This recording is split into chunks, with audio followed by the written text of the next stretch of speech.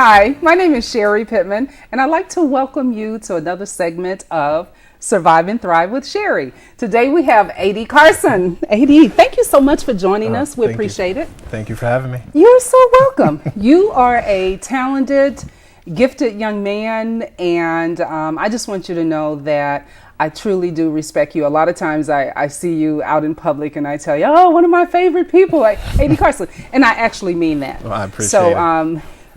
You're certainly welcome. I'm reminded that today and yesterday, even the weekend, we've had some really good things happening. And my husband was saying, well, you know, there's some haters out there, and they're not always happy for you. And there's a couple of songs that we've been singing around the house. One of them says, one of Mike's baseball friends likes to sing it. Let them hate if they wanna. So, you know, I just know you're a positive young man. I truly believe that you have a heart for the young people. And I do believe, and you definitely are a serious educator. Mm-hmm. I have had extensive conversations with you, and I know you're a deep young man. And I just respect and admire that. I respect and admire the fact that you are a serious educator who has not forgotten where he came from, and that there are many more there who are needing to come forward.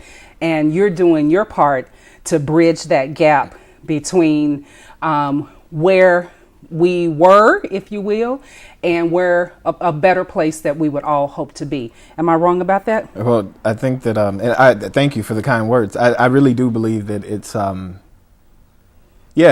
goal is to move from where we are to that next level. And I believe that if we don't have individuals step up, if we don't reach back, if we don't lift as we climb, so to speak, then we won't be able to get there, because there won't be anyone to drive that vehicle. So it is truly about inspiring young people to step up. It's about making change now, doing what we can while we can, hoping that, you know, the next generation is better off because we've prepared the people of the next generation to ensure that everything is better. So. You know what, AD, I don't know how you will take this. I know you're a literary scholar, and you may laugh at this or whatever, but as you spoke just then, I was reminded of a scene in the movie Scrooge that we see at Christmas time. And it's the one guy, he's Christmas past, or no, Christmas future maybe. But anyway, he has this big long robe on, and he opens up this big huge robe, and on each side is a skinny little brawny kid who has like probably nothing, right? On the verge of death itself, looking just really distraught, for lack of a better word. And he's challenging Scrooge to get involved, to be involved, do something. And I just had that whole, as you've talked, I just continued to see that scene. Is there any application for what you're trying to do? Would you kind of be like the guy that's holding the robe open, saying, we better reach out to this next generation, and this is how we do it, like it or not? Yes, I think that it truly is one of those things that it's in our faces. And some of us choose to ignore the fact that we have undereducated, that we have uneducated, that we've done a great disservice to a lot of young people, and that we are doing a disservice to a lot of young people, or that there are injustices that exist going on, afflicting lots of neighborhoods where a lot of people who look like us and who don't look like us are suffering. And I think that with my educating people, all of it comes back to education. I believe that using poetry, I believe that using lyrics, I believe that using rap honestly opens up the discussion, because I think that a grand part of educating people is entertaining them in the sense that it's going to engage them. So no one wants to listen to, the teacher from Ferris Bueller, saying whatever it is that he's saying. They want to hear, wow, I didn't really understand that was what was going on. Right. So the big difference is me taking a link and posting on Facebook a link to something that you can read about the news, as opposed to me giving my iteration of the news through poetry or lyrics and then getting a whole lot of interaction because of that. And people will truly say, I didn't know that this was going on. And no matter how much I respond, well, yesterday I posted a link to something that you could have read about that. Right. They're going to say, well, I didn't see it. Right. You know, I still see images of Scrooge because Scrooge's position, which I think is like a lot of community members who are in a position to actually be more involved and to give back, just as Scrooge was. Their response is just as Scrooge's response, or our response. I'll even go that far. Our response often is, "Well, I didn't know that." And the ghost of Christmas future, or whatever, whichever one it is, he's saying, "Well, take a good hard look," and they're not going away. No. And there's always work to be done. I mean, the person who says that they're bored, or that they're looking for something to do, or that there's a charity, or they're looking for a charity to get involved with, go to the public schools. We need volunteers all the time. Go find a young person and mentor. Now, you've taken a good amount of flack for stepping up to the plate and saying, let's do something worthwhile. And I want to touch real quick on a kind of a multimedia package that you've put together, which I want to add I think is really innovative. I think you already know that. No, thank you. But I don't mind saying it anyway. But you've introduced this first piece, and maybe I should let you say how it goes. This one says, inspired by Cold, a novel by A.D. Carson. Yes. And it is music and poetry, a mixture of the two, right? Yes. Now, the thing that I like about music is that it's universal. It can reach, and then if it has a message, that's even that much better. Yes. But the music itself draws us in. We all can hear music and feel the beat, hear whether or not it's taking us fast or slow or whatever. And so your first intro, and the idea here is to get people to read, right? Yes, it people is. who normally would not read, to get them to read. So this is kind of a bit of a bait to start with. Yes, it is. And then after this one, we have the next round. That's Cold World Volume 2. And this is more music and more poetry. Okay, so let's say we hear this one and we're like, that was really good. We're talking about people who we normally think of as hard to reach. Yes. So they're reached by this, Yes. and they're not going away. I don't mean any insult to whoever, but those two kids under that big robe, they are not going away. They're going to always be with us. Am I right about Exactly. that? That's Always. true. And have always been with us. Which brings up another thing we'll get to later. I don't know if we're going to have enough time. I'm Okay. sure we won't. So we have two pieces that just kind of introduces them to this topic. And then the third piece, tell us a little bit about it. Well, now everything that's on this CD, that's the actual Cold CD. It's music and poetry from Cold, as opposed to inspired by. COLD. Yes, from Cold.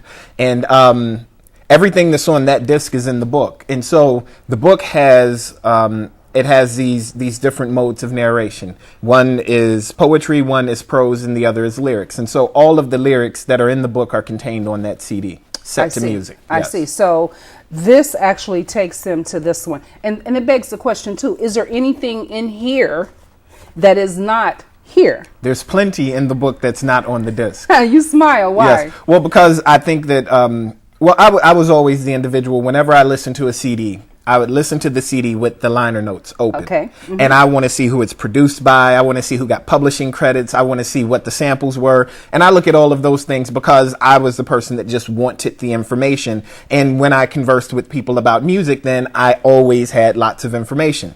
Well, with this, it's sort of the creation of a project that would have been perfect for me as a young person. I open that CD, I put that CD in, and I open the book and I look and I say, well, okay, where are all of these things? Okay. And so I'm reading the book, and then it says track 1, then I turn the CD to track 1, and now I'm listening and sort of they're interacting with one another. So I have these components that work together. Okay. And if I'm listening to that, because I'm generally listening to a CD, getting the story, getting the message, and I'm looking at the book as well, then so I'm sort of getting all of, like, the world is sort of coming into 3D. Yes, that's exactly what I was thinking. Yeah. So that was my intent when creating, was to sort of create a product that was going to mirror the the total experience I would have wanted as a young person, or I want right now as a reader. If someone else created something like this, I would want to go out and see how it's executed. Okay. Sounds good. So the gist of Cold, the message of Cold is? The message of the book is honestly, there are a lot of different threads. And so to sort of peel the onion back a bit, it's you have a couple minutes to peel the onion. It's truly about writing. It's about the power of the written word. At the end of the day, that's what it's about. But I believe that it's an overarching allegory about hip hop, about how hip hop affects people like me. And what I mean by people like me is young people who are inspired by music, young people who find the rhythmicality, I guess, of words, something that they can't let go. You make up new words often? Yes, I do. Good. I do. Yes. I love wordsmith. I love the way that words sound, and I love the way that the invention, like the creation of rhythm with words, goes. And I truly do believe that as a young person, hearing words aloud made me appreciate the English language, and it made me appreciate literature class. Do you speak any other language? A little bit of French. Okay. Oui. But the people that I'm trying to inspire are those people who really loved hip hop, the people who really love words, the people who really love poetry, and the people who really love a story about a person being a victor and not a victim of their circumstances. Okay. And so it's about a kid growing up in some dire circumstances, trying to overcome that despite all of the things that tell him that he won't be able to. Okay. And it's about the help that he gets along the way. And some of that is from this inner voice. Yes, and it is borrowed from my own experience. But it's that inner voice that tells you to keep going, that inspires you, but then also those individuals who come along and say, you know what? I know that you can do better. I know that you can do more. So could you please do more? Awesome. I tell you what, I just love talking with you. We're going to get ready to take a break for just a little bit. Okay. I want to thank our audience for joining us today. And by the way, if they want to contact you, what kind of contact information you want to leave for them today? Well, my website, it's adthegreat.com. That's AYDEETHEGREAT, adthegreat.com. And there are all kinds of interactive features on there. There's a listening station. You can listen to SoundCloud. There's a YouTube station. Okay, sounds good. We're going to be right back in just a little bit. Hope that you've been enjoying A.D. Carson as much as I have. And we will talk with you in just a minute. Hi, my name is Sherry Pittman, and I'd like to welcome you in joining us in watching Survive and Thrive with Sherry. It airs every Wednesday at 7:30 a.m. on WRSP. We simply like to talk about all kinds of topics, including marriage, and you can join in on the fun on Wednesday mornings at 7:30 a.m., Channel 7. We're back with A.D. Carson. And A.D., you were telling me earlier that art appreciation for the young was one of the main things that you want to make sure that we understand today. Can you talk a little bit about that? Yes, I think that, we as adults, I think that sometimes we try to push our our idea of art on young people. And in a certain sense, I understand it, but then in another sense, I don't. I think that that young people are able to look and listen to something and say, I like that or I don't like that. Mm-hmm. And they're also able to listen to our reasons for saying, I like that or I don't like that.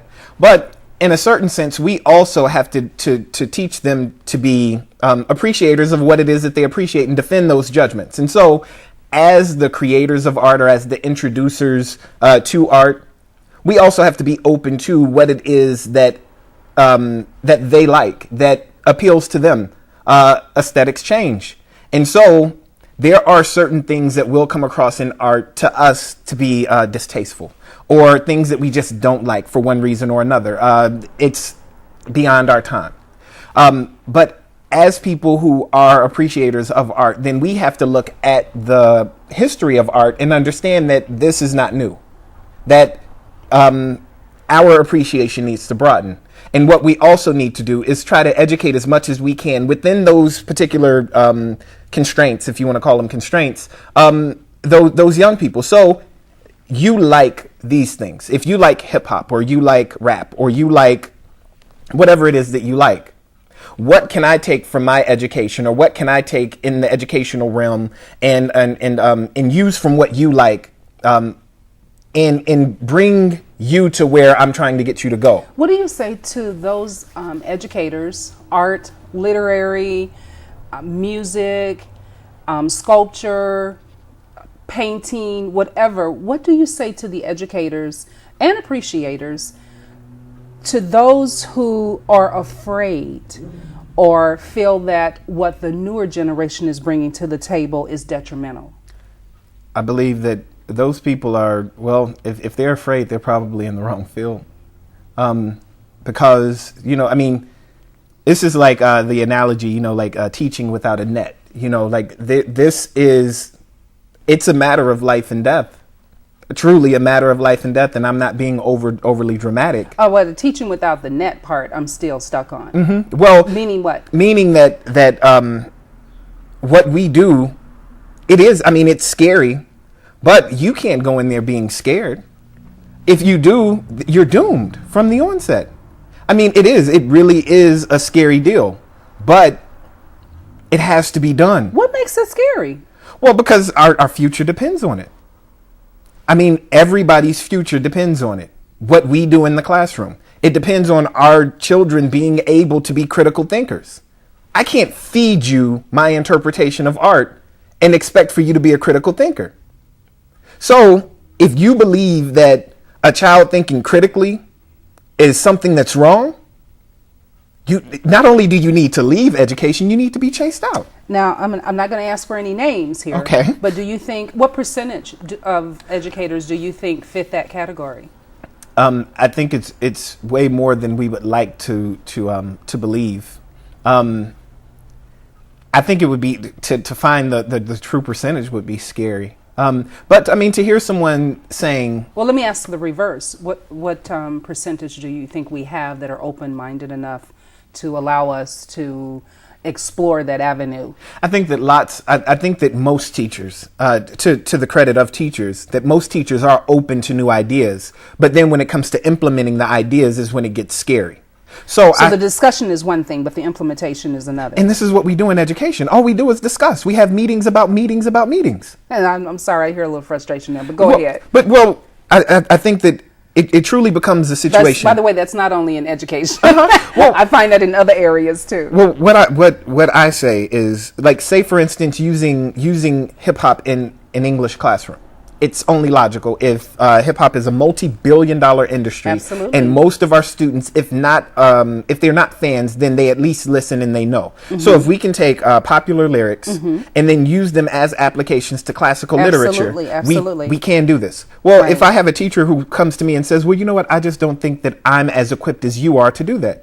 Well, if we have professional development to teach you how to implement, the all of these other things, if we have professional development of CRIS strategies, why can't we have professional development of using hip hop in literature? Absolutely. And I'm reminded of a concept that was explained about 2,000 years ago, and that it was spoken to in terms of meeting people where they are. Mm-hmm. And that's exactly what I'm hearing. Not to write them off because they're at a place where we're afraid of, mm-hmm. but to actually meet them. And I think it was Dr. King who talked about the during the days of the strike with the trash and the garbage man. Mm-hmm. And he stepped up to the plate and said, don't ask what will happen to me or to us if we get involved with those who are collecting the trash. Ask what will happen to them mm-hmm. if we don't get involved. Exactly. And I think that's just a mark of maturity and also security mm-hmm. to be able to take that position. So what I'm hearing you say, that as far as educators are concerned, which I do consider myself an educator mm-hmm. in my own right, there is a responsibility to not step back, but to step forward. Mm-hmm. Yes, and that's what we need to do. We have to press forward, and we have to look at the fact that we're not addressing the needs of our young people. If their needs aren't being addressed, do we go back in tomorrow? If we do the same thing tomorrow as we did today, we can expect the exact same results. So why aren't we implementing the change that we need to be? Because I mean, it would be silly on any other job if you go in and you have poor performance or you have poor results. Maybe you tried really, really hard, but the results weren't what your bosses wanted. You have to change. If you go in the next day and you do that exact same thing and you get that exact same output, you have to figure something is wrong. It's like following a map. Yeah. If you keep following that same path, but it keeps leading you to the same place that you don't want to go. But why would you do that again at tomorrow, some point, the next instead day, of the going next left, day? you turn right. Yeah. Something has to change. Yeah. Now, we only have a few more minutes left, so I want to go to this literary as opposed to urban. Can you talk a little bit about that? Well, I think that for some reason, and I think that it has a lot to do with an understanding of what it means to be literary. I know that there have been people with my novel who've been quick to say urban, and I think that they say urban to mean that it deals with people of color.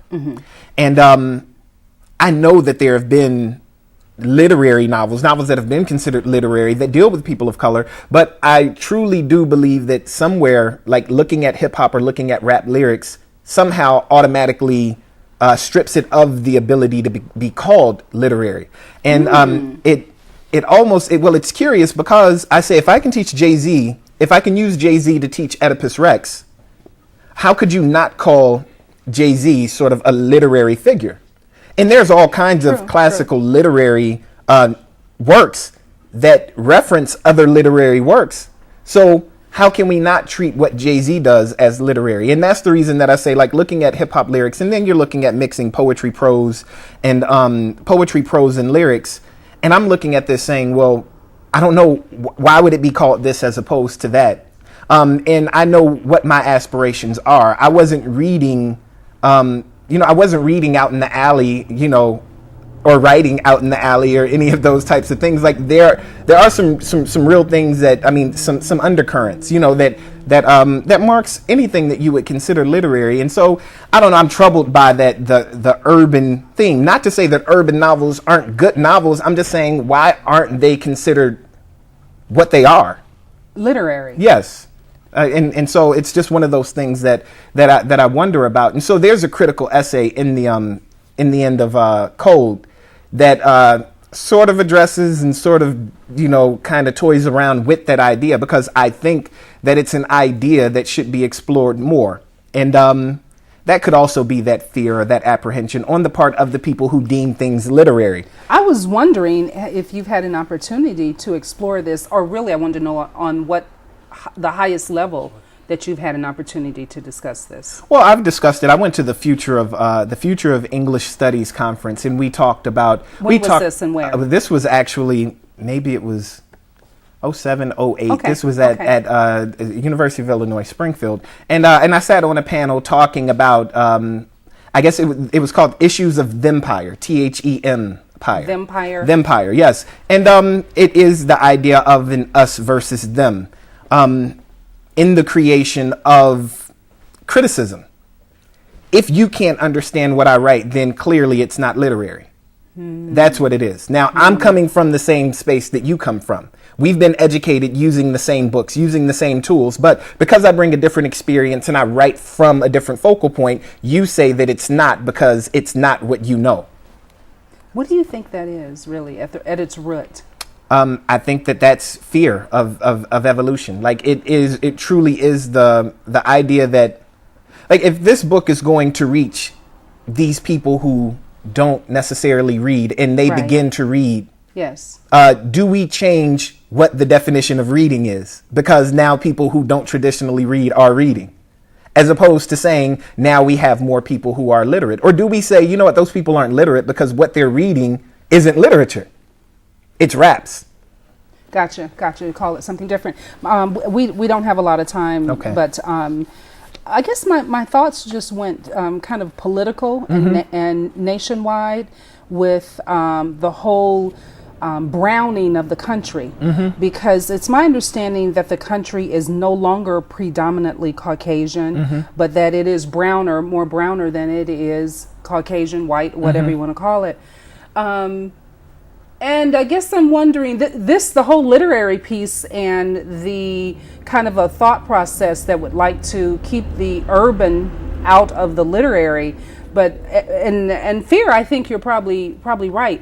I can't help but think that there must have been those opponents, and I'm sure there were, of wanting to keep the country from being browner as well. And it is unfortunate because, in my opinion, we're all human, and sometimes I'm on my little stump here, but sometimes, I hear people say they're talking about foreigners or, the Japanese or the Chinese or the Vietnamese or whoever. And it's my pet peeve when there is a negative twist, because at the end of the day, we're all human. Yes. We all share with the same basic needs for survival. It is across the board. Yeah. We need the very same things. Well, my goodness, you get 10 seconds and then we have to close it. What do you want to say? Well, I think that it was really poignant that Nikki Giovanni said at the AWP meeting that the most difficult problem that I have with my students is getting them to say us. Us.